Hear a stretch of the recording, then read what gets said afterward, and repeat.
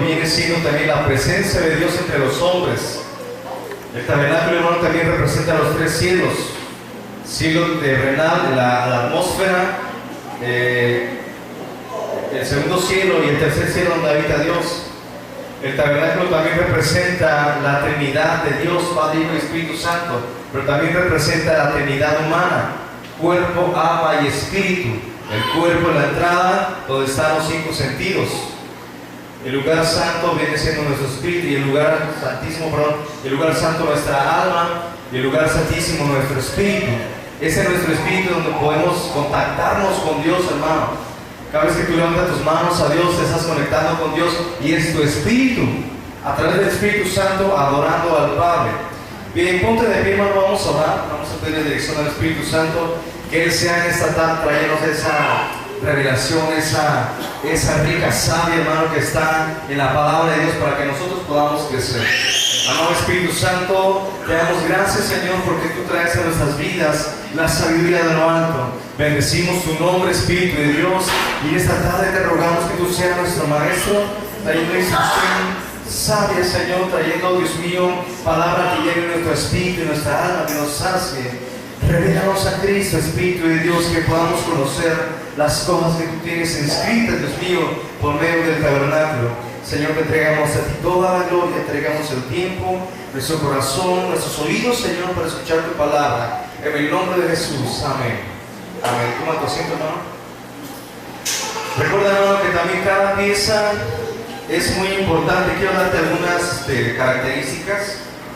Por ejemplo, el pelo de cabra representa el ministerio del profeta. ¿Recuerdas de que estaba vestido el profeta Elías? Pelos de cabra. Y eso representa el ministerio profético. Las pieles de carnero teñidas en rojo representan la sangre derramada. Las pieles de tejones, que están también en las telas que están ahí en el tabernáculo, representan la fealdad del pecado. La madera de acacia representa la carne incorruptible. Esto de la madera de acacia, hermano, todo el tabernáculo tiene madera de acacia. Desde el lugar santísimo, las puertas, los pilares, hasta la parte de los atrios de alrededor, era de madera de acacia. El tabernáculo, o más bien, ¿cómo se llama? El arca del pacto también era de madera de acacia, bañada en oro. Las varas eran de madera de acacia. Los pilares o las tablas que hacían alrededor eran de madera de acacia. Entonces, la madera de acacia, hermano, significa lo incorruptible. La madera de acacia, hermano, es una de las maderas que no se pudren, que con la humedad no se humedecen, no les entra la polilla. Entonces, por eso Dios eligió la madera de acacia. Por eso, por algo Dios habrá inventado ese árbol de acacia. Entonces, la madera de acacia por fuera, hermano, un árbol no tiene nada de bonito, está fea. Pero también algo tiene de simbolismo esto, hermano. Lo que es el aceite representa la unción. Las especies para el aceite significa la adoración. El aceite fue compuesto con algunas especies. Eso es la adoración, hermano. El ónice y las piedras de engaste que están en las telas es la iglesia y el cuerpo de Cristo. Y las piedras, hermano, son la iglesia. Tú y yo somos las preciosas que adornamos al tabernáculo. Y hay otros simbolismos, hermano. Por ejemplo, el oro.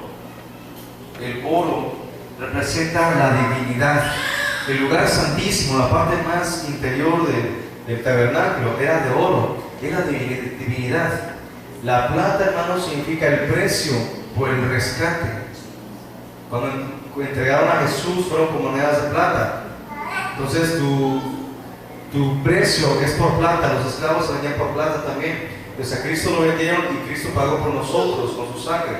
Entonces la plata representa el precio por el rescate, y el bronce representa el rescate, representa el sacrificio, la vida de sufrimiento. Entonces oro, plata y bronce fueron los metales que se usaron en los tres lugares: lugar santo, oro; lugar santísimo, oro; lugar santo, plata; y el atrio era el bronce. Todas las piezas que se tenían que hacer desde la entrada el altar de bronce era pues, de ese metal. Y ya posteriormente encontramos la plata dentro del lugar santo. En fin, encontramos también, hermano, que en el tabernáculo, puedes ver el tabernáculo, está alrededor cercado con 60 piezas o maderas de alrededor, bueno, columnas de madera.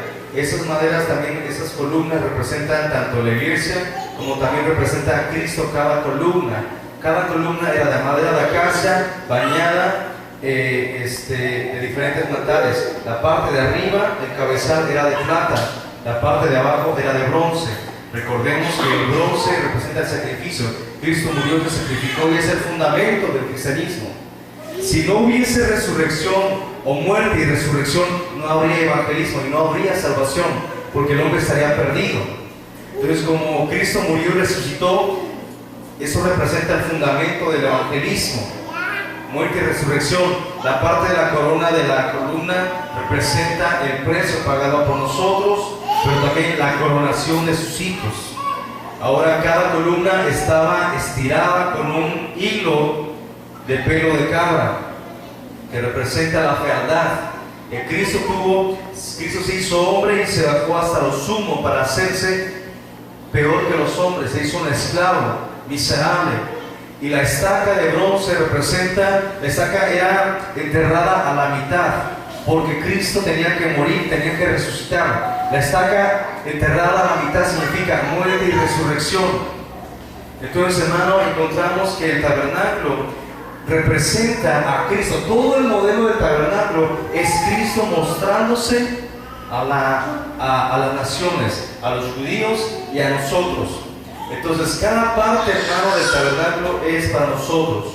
Recuerden las tres partes: es el atrio, lugar santo y lugar santísimo. Recuerden el significado del atrio: es aquel que entra a la presencia de Dios. Aquellos que aceptamos a Cristo, estamos en Cristo y ninguna condenación hay para los que están en Cristo. Eso es estar en el atrio, la parte del patio donde se sacrificaban. ¿Y dónde estaban los metales del bronce? Que representa el sacrificio. Entonces, aquí lo vamos a ver adelantito. Bueno, ahorita vamos. Ahorita nos detenemos en esta parte donde es la entrada del atrio, hermano. La entrada del atrio, tú puedes ver los sacerdotes donde entran y hay 4 columnas. Dentro de las 4 columnas sostenían las cortinas, hermano. Y las cortinas tenían 4 colores: azul, púrpura, rojo y blanco. Ahora, hermano, esa puerta era la única entrada para el tabernáculo. Y sabes que cuando Jesús estaba en la tierra, ya habían reconstruido un modelo parecido a lo que es el tabernáculo. Ahora lo habían hecho un templo, que era el templo de Salomón. Entonces, cuando Cristo estaba en la tierra, Jesús dijo: yo soy el camino, la verdad y la vida. Juan 14:6. Entonces, Él estaba citando prácticamente esa puerta, hermano. Porque cada vez que la puerta estaba así, hermano, y abrían la puerta para que alguien entrara, el sol en la mañana entraba directamente. Eso significa, hermano, que Cristo, como lo dice la Biblia, Él es la luz del mundo, que ilumina el camino para la entrada a la salvación. Ahorita vamos a ver ese texto. Y las columnas, hermano, las 4 columnas representan los 4 evangelios: Mateo, Marcos, Lucas y Juan. Cada evangelio, hermano, describe a Jesús de diferente manera, de diferente punto de vista. Y ahora, las 4 columnas, los 4 evangelios son los que permiten conocer la verdad de Cristo. Cualquiera que quiera conocer a Cristo tiene que conocer los evangelios, porque Jesús dijo: yo soy el camino, la verdad y la vida. Y eso está en los evangelios. La puerta, hermano, del templo, la principal, ¿saben cómo lo llamaban? La puerta del camino. Y Jesús dijo: yo soy el camino. Eso quiere decir que no hay ninguna otra entrada. En otro pasaje se dice que cualquiera que quiere entrar por otra parte es un salteador, es un ladrón. Y aquel que quiere tener la salvación es solamente mediante Cristo. Así que no hay otra salvación, hermanos. entramos con el significado de los colores. Bueno, aquí nos marca las dimensiones. La altura tiene 5 codos. Cada codo representa lo que mide un codo, pues de los dedos al codo, que son 45 centímetros. Varía pues de cada persona, pero esa es la medida, 45 centímetros. Entonces entendemos que la altura era de 5 codos, aproximadamente 2 metros. De ancho, 20 codos. A lo largo, hermano, eran 20 codos. Entonces, lo largo del tabernáculo, hermano, eran 45 metros por 22 metros y medio. Esas eran las medidas del tabernáculo. Y aquí tenemos los significados de los colores. El color azul representa el color celestial. Jesucristo vino del cielo. Dicho de otra manera, la puerta de nuestra salvación es celestial. Busquen en sus Biblias, 1 Corintios.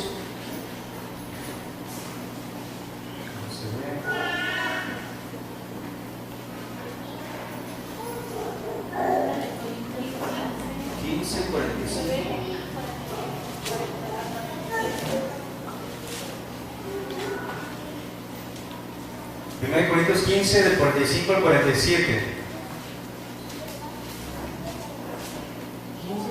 Ajá, del 45 al 47. Antonio busca Juan 3:31, Juan 3:31.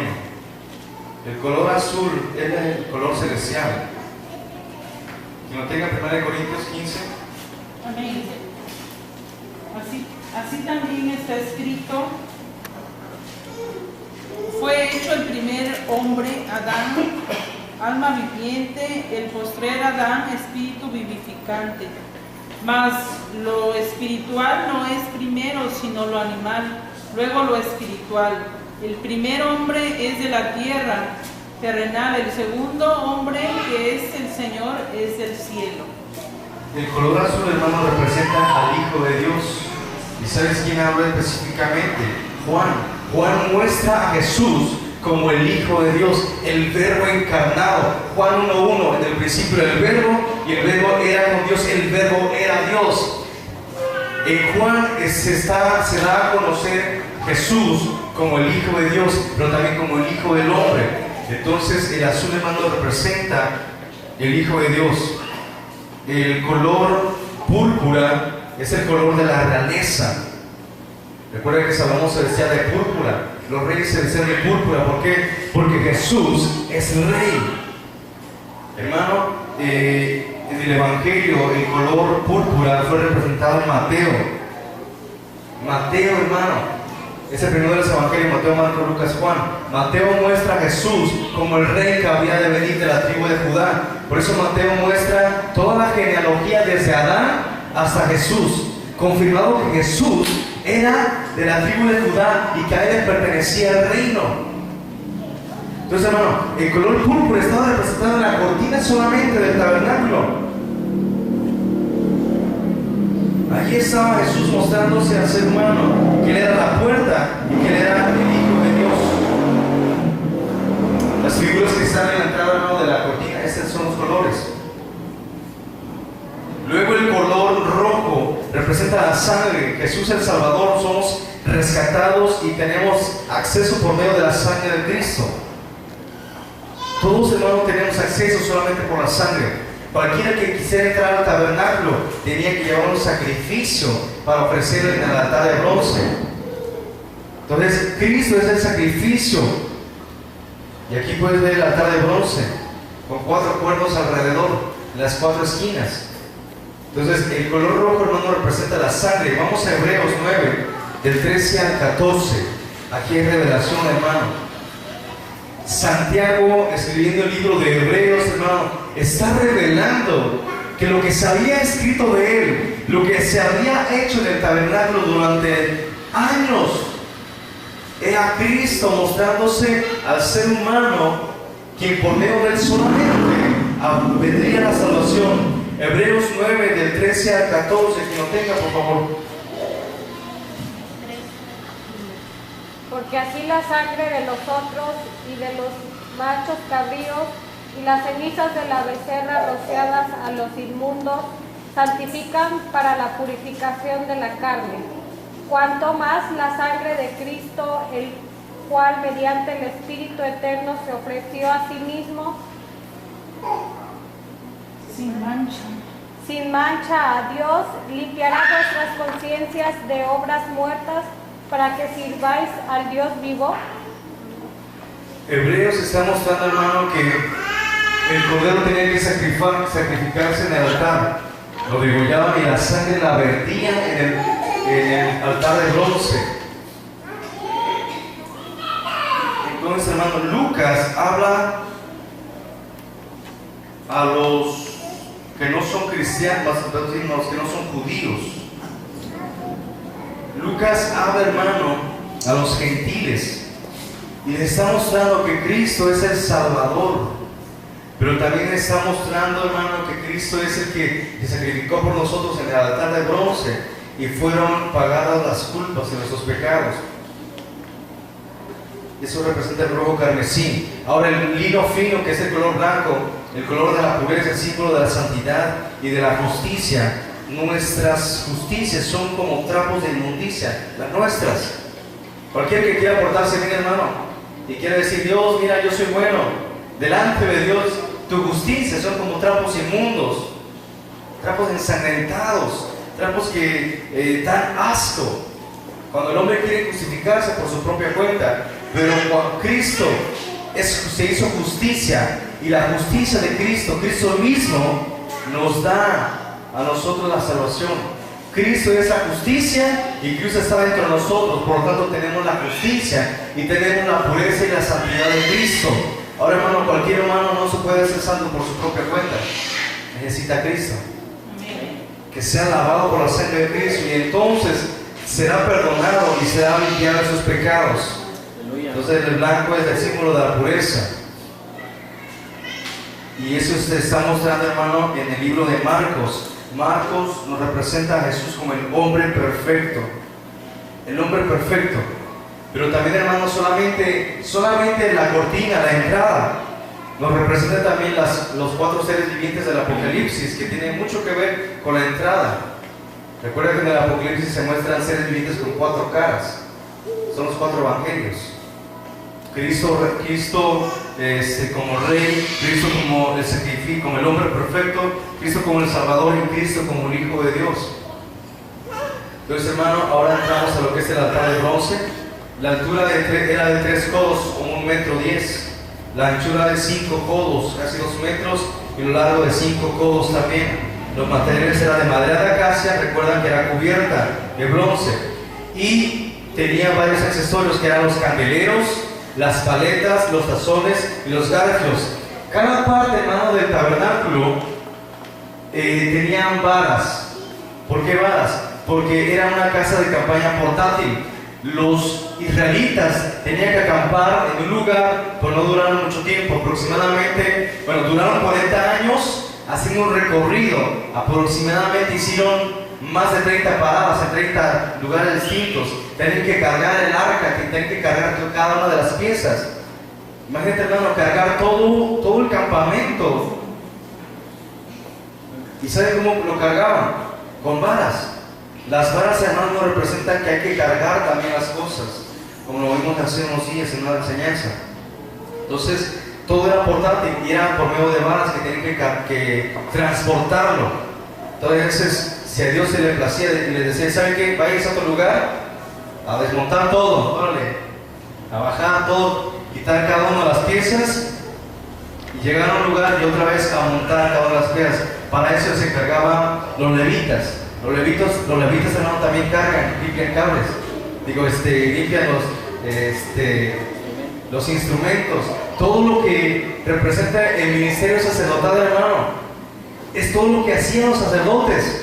Habían unos sacerdotes que se encargaban solamente de sacrificar, de degollar los animales, y otros de limpiar y otros de cargar. Así que el ministerio levítico también, hermano, es para los músicos que tienen que cargar, limpiar, mover y hasta limpiar el lugar donde se hacen los cultos, o más bien en el tabernáculo donde se adoraba al Señor. Entonces, el ser levita no nada más es venir a cantar o usar un micrófono. El ministerio levítico es mucho más todavía, hermanos. Ahora, hermano, el significado del altar de bronce. Vamos a profundizar en esto.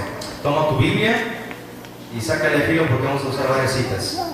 La madera de acacia era liviana, era resistente y era fácil de cargar. Imagínate que usar una madera pesada, ¿sabe que cargaban pesado? Que está en una madera liviana, pero que sea incorruptible. Era tipo de la sencillez y era preciosa, y preciosa unidad de Cristo. Vamos a Mateo 11, del 29 al 30. Y allí encontramos, hermano, algo muy importante que dijo Jesús. Mateo 11, 29 al 30. Lili, por favor, busca Isaías 53, del 1 al 3. Hermano José Luis Vargas, ¿podrá buscar Juan 10, 30? Empezamos Mateo 11. ¿Quién lo tiene? Elu. Dice: llevad mi yugo sobre vosotros y aprended de mí, que soy manso y humilde de corazón, y hallaréis descanso para vuestras almas, porque mi yugo es fácil y ligera mi carga. Mi yugo es fácil y ligera mi carga.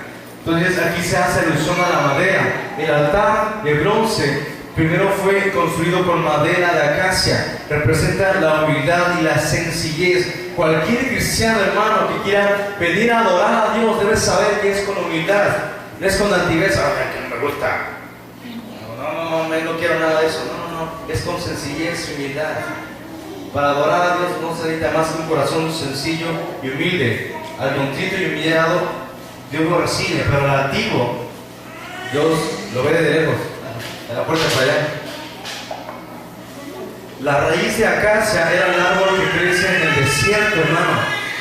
Fíjate, ese árbol crecía prácticamente en el desierto. ¿Por qué? Porque un cristiano maduro crece en el desierto, crece en los problemas, crece, hermano, en lugares áridos, donde prácticamente no hay nada, solamente debe aprender a depender de Dios. La madera de acacia, aparte de ser humilde, representa al cristiano, hermano, que debe ser fuerte en el momento de prueba, en el momento de angustia. Así crecen los verdaderos cristianos. Amén. Gloria a Dios. Parece seca, pero por dentro contiene la rica savia que alimenta el árbol. Dice Isaías 51, 53. ¿Quién lo tiene? Lili. ¿Quién ha creído a nuestro mensaje y a quién se le ha revelado el poder del Señor? Creció en su presencia como vástago tierno, como raíz de tierra seca. No había en él belleza ni majestad alguna. Su aspecto no era atractivo, y nada en su apariencia lo hacía deseable. Despreciado y rechazado por los hombres, varón de dolores, hecho para el sufrimiento. Todos evitaban mirarlo. Fue despreciado y no lo estimamos.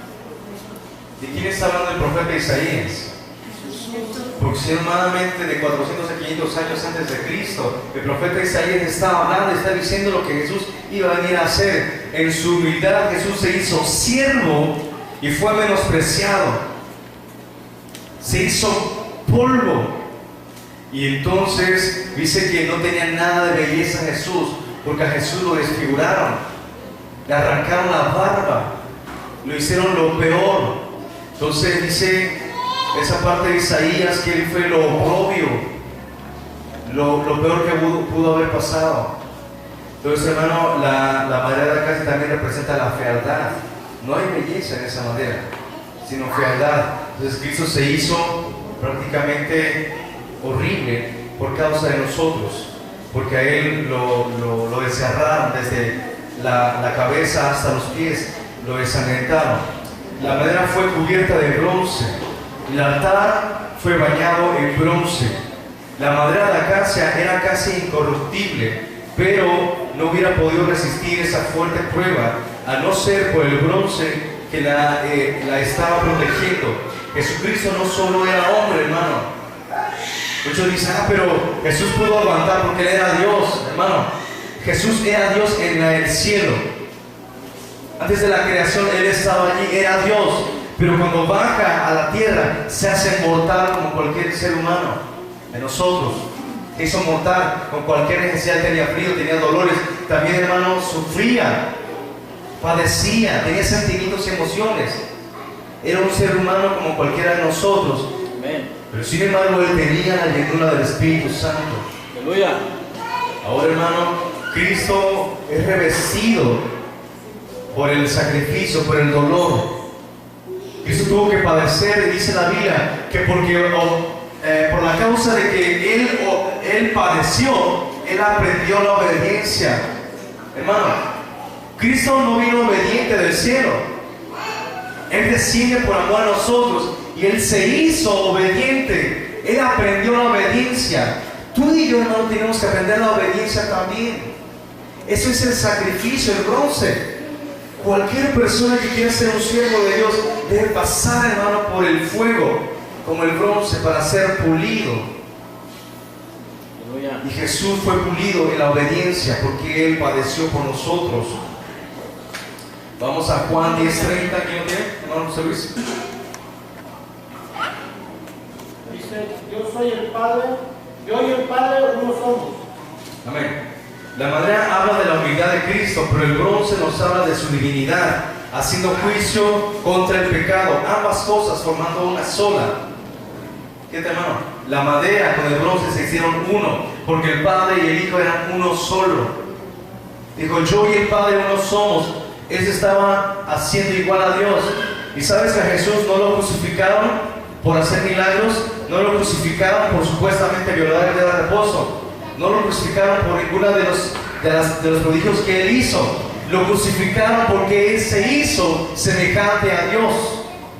Y a Él le dijeron, no te matamos por ninguna de esas, te estamos condenados porque tú eres blasfemo y estás diciendo que tú eres Dios, porque tú estás diciendo que eres hijo de Dios. Y si eres hijo de Dios, entonces te estás haciendo como Dios. Por lo tanto, eres un blasfemo. Le dijeron, se rasgan sus vestiduras y lo mandan a la cruz. Hermano, y Jesús le está diciendo, yo y el Padre uno somos. Amén. Así, hermano, tú y yo tenemos que ser uno en el Espíritu Santo. Aleluya. Tenemos que ser guiados por el Espíritu Santo. Él nos tiene que transformar y nos tenemos que dejar transformar por Él para que nos hagamos una sola pieza con Él. Todo lo que el Espíritu Santo quiere que hagamos, lo tendremos que hacer sin despegarnos de Él. Los 4 cuernos de bronce, hermano, que tenemos aquí en el altar, 4 esquinas, 4 evangelios, también los 4 puntos cardinales, representan también, hermano, la palabra del testimonio. El propósito específico de la fuente era el lavamiento. Perdón, adelante. Dice, los cuernos fueron usados como trompetas para anunciar. Escucha esto, hermano, Cuando el pueblo de Israel tenía que moverse, tenía que usar cuernos de carnero. Amén. ¿Y por qué de carnero? Porque era Cristo también que debió haber muerto primero.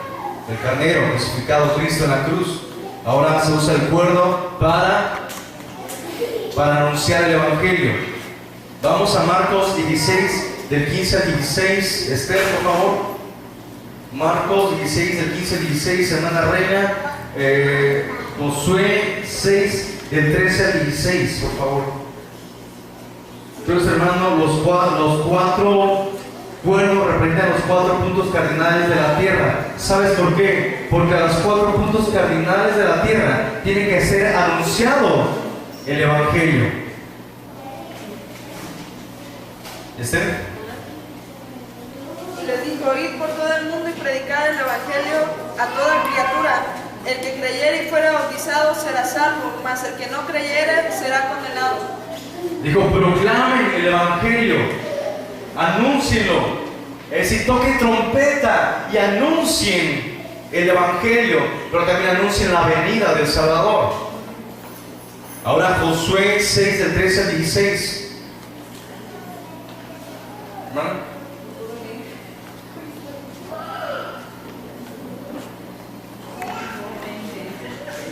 Por los lentes. Bueno, a ver quién lo tiene. Josué 6, del 13 al 16. Ore por eso. Dice, dijo Jehová a Samuel, ¿hasta cuándo llorarás a Saúl? No, Josué 6. Josué. Josué 6, del 13 al 16. sacerdotes, llevando las 7 bocinas de cuerno de carnero, fueron delante del arca de Jehová, dando siempre y tocando las bocinas, y los hombres armados iban delante de ellos, y la retaguardia iba detrás del arca de Jehová, y las bocinas tocaban continuamente. A ver, otra vez, pero hacia ellos que lo escucha más fuerte. Dice, y los 7 sacerdotes, llevando las 7 bocinas de cuerno de carnero, fueron delante del arca de Jehová, mandando siempre y tocando las bocinas, y los hombres armados iban delante de ellos, y la retaguardia iba tras el arca de Jehová, mientras las bocinas tocaban continuamente. Ahí está. Los sacerdotes iban delante tocando las 4 trompetas, como fueron las 7 trompetas en aquel momento, y ahora son 4 solamente que están en el altar. Hermano, tenemos que proclamar el Evangelio, tenemos que ir delante anunciando la venida de Jesucristo también. El primer libro de Samuel 16, del 1 al 13, hace otra narración acerca de esto. Los cuernos fueron recipientes para el aceite de la unción también. Solamente el cuerno de carnero representaba el depósito donde se ponía el aceite. Tú y yo, hermano, también somos como ese cuerno, donde debemos contener el aceite de la unción. Cualquier predicador que no tiene aceite es un predicador vacío, con puras palabrerías. Necesitamos pedir la unción del Espíritu Santo, un toque de Dios para poder proclamar el Evangelio. ¿Cómo dicen amén?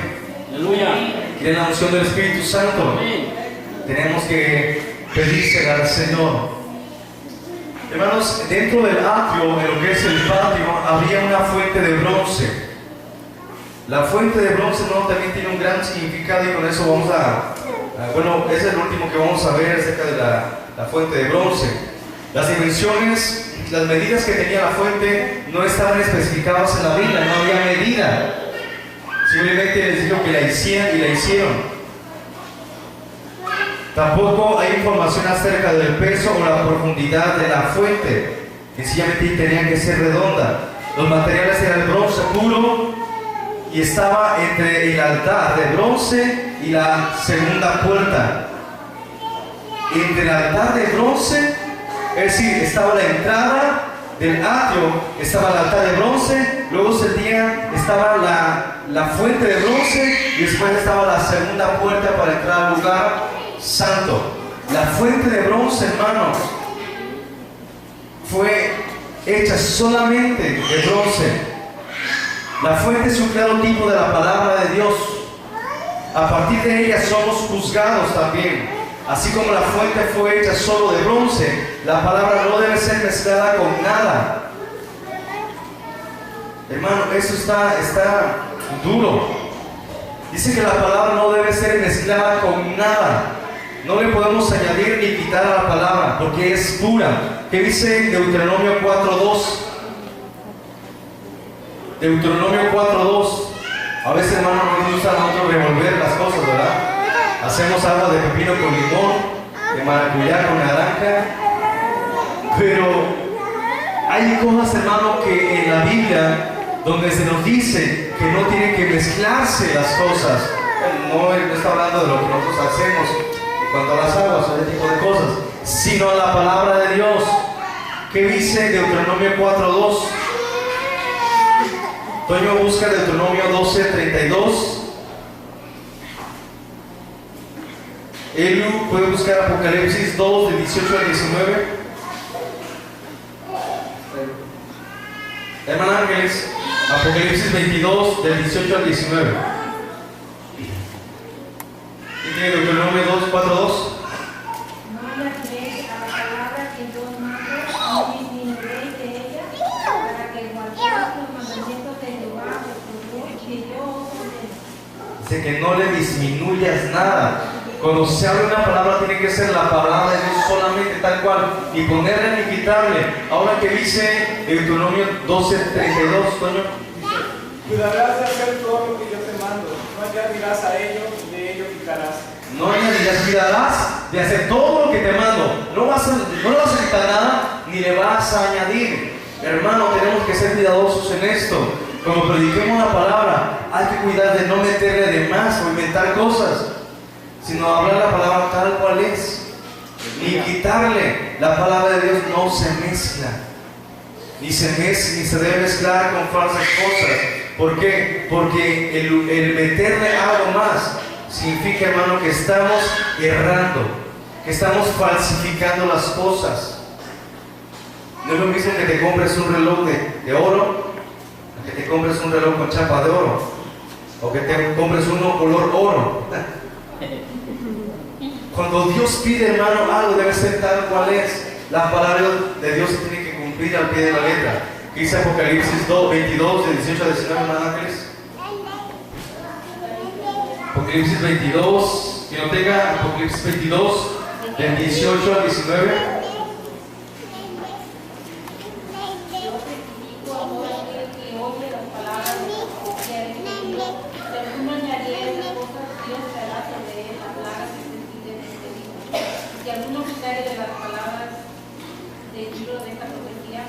Dios quitará su parte del libro de la vida y de la santa ciudad de las cosas que están escritas en este libro. Que maldito es aquel que le quite o le agregue a este libro de la profecía. No podemos malinterpretar las cosas de que están escritas, hermano. Entonces, la fuente de bronce representa la palabra de Dios. El fondo de la fuente era como un espejo. Asimismo podemos ver reflejadas nuestras acciones por medio de la palabra. Vamos bueno, entendemos, hermano, que la palabra no puede ser tergiversada y nuestras obras, hermano, tienen que coincidir con lo que uno está hablando, con lo que dice la palabra. Santiago 1, del 22 al 24, por favor, Lili. Hermana Silvia puede buscar Romanos 11, del 33 al 36, por favor.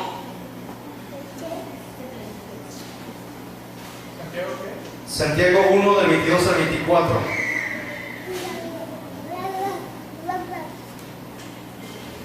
¿Lo tengan? Pero tenga seguros en la palabra, no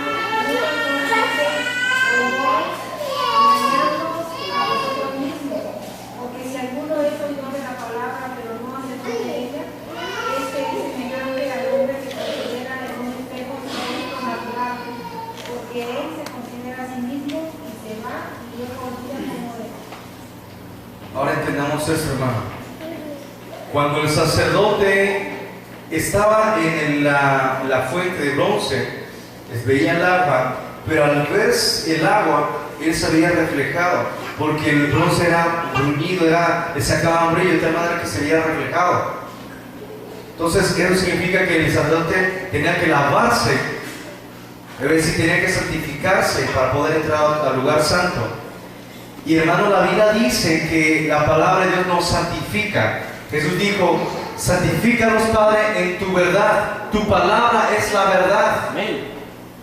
Entonces, hermano, que cuando tú y yo leemos la palabra de Dios, nos estamos santificando por la palabra. Es ella la que nos da a conocer nuestros pecados y mediante eso nos podemos purificar. Ahora, hermano, la fuente no tenía medidas. No es posible medir la palabra de Dios, ni la sabiduría escrita en ella, ni el amor, ni su misericordia, las cuales son insondables. La palabra de Dios, hermano, entre más la leas, más profunda es. Por eso la fuente de bronce tenía una especie de espejo para que no se viera el fondo, sino que te viese reflejado en ella. Cada vez, hermano, que leas la palabra de Dios, refléjate tú. Estoy haciendo lo que dice la Biblia, estoy obedeciendo. La palabra de Dios no es para cortar a los demás, a ver para quién me queda, sino para que tú y yo nos veamos reflejados si estamos obedeciendo a la escritura o no. Amén, hermano. Amén. Vamos a hacer eso cada vez que hablamos la Biblia, que nos veamos reflejados para ver qué tan santos somos. Mucha gente dice: yo soy bueno porque comparado con el asesino yo soy mejor. Sí, se compara con lo peor, pero compárate con algo perfecto. Compárate con las escrituras, con Cristo. Y serás como nada. Bien, no tenía medidas. Romanos 11, del 36, del 33 al 36 nos dice que la misericordia de Dios son insondables, no tiene límites. La fuente es para la limpieza. El propósito específico de la fuente era el lavamiento de las manos y pies de los sacerdotes antes de ministrar. Por la palabra entramos a un proceso de obediencia y alcanzamos purificación. Vamos a Efesios 5, del 25 al 27. Ya terminamos. Efesios 5, del 25 al 27. Eso quiere decir, hermano, que cada vez que prediquemos, cada vez que toquemos, que ministremos o que entremos a la presencia de Dios, tenemos que purificarnos. Cada vez que adoremos a Dios, tenemos que santificarnos. Por eso dice la Biblia que no levantemos las manos con ira, contienda, sino en santidad. No puedes adorar a Dios con manos sucias, con odio, con rebeldía, con rencor. No se puede, porque Dios no recibe eso. Pero si tú y yo nos lavamos en las aguas de la palabra de Dios, podremos estar en su presencia. Vámonos a Efesios. Ponte de pie, hermano, y terminamos Efesios 5, del 25 al 27. Toñito. La palabra de Dios es así, en el nombre del Padre, del Hijo y del Espíritu. Maridos, amad a vuestras mujeres, así como Cristo amó a la iglesia y se entregó a sí mismo por ella, para santificarla, habiéndola purificada en el lavamiento del agua por la palabra, a fin de presentarla a sí mismo, una iglesia gloriosa, que no tuviese mancha ni arruga ni cosa semejante, sino que fuese santa y sin mancha. ¿En qué es purificada la iglesia? La palabra. En la palabra. Dice que Cristo le presenta a la iglesia, al Padre, una iglesia sin mancha y sin arruga, que fue lavada en el agua. Amén. Y se la presenta al Padre santa. Hermano, vamos a orar al Señor. Hemos aprendido tantas cosas, hermano, que tenemos que ponernos en práctica. Cada vez que tú entres a la iglesia, entra con un corazón humilde, no para ver los errores de los demás, no para analizar otras vidas, sino analizar tu propia vida. Da tus manos y dile: Señor, aquí estoy. Entro por la puerta que es Cristo. Señor, en ti está la salvación. Tú eres el Cordero que fue inmolado. Tú eres la puerta, Dios mío, por la cual hay salvación y podemos entrar, Dios mío. Y al entrar podemos adorarte, Dios mío. En tus atrios, Dios mío, podemos estar